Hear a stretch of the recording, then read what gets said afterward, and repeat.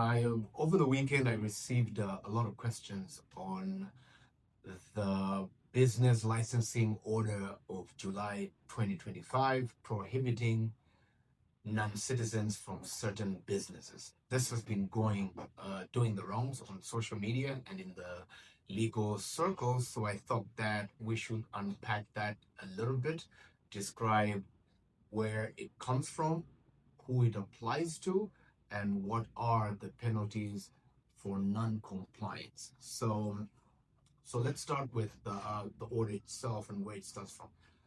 This order came under government notice number 487A, if I'm not mistaken, under the Business Licensing Act or 101, Cap 101.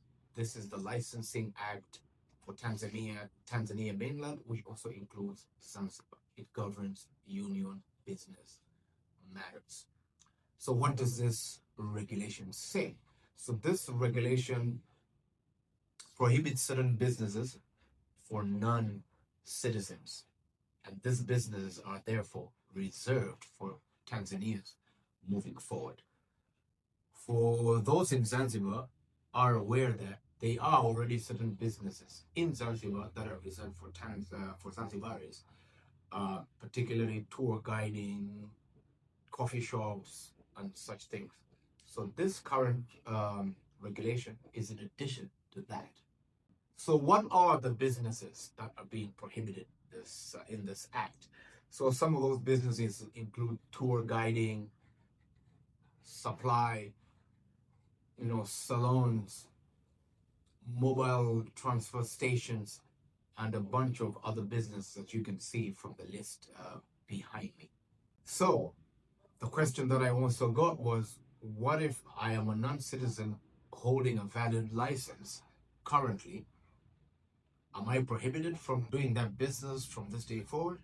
The question is, you can continue to do business until that period where your license is valid. After that, the authorities have been instructed to not renew licenses for these businesses for non-citizens.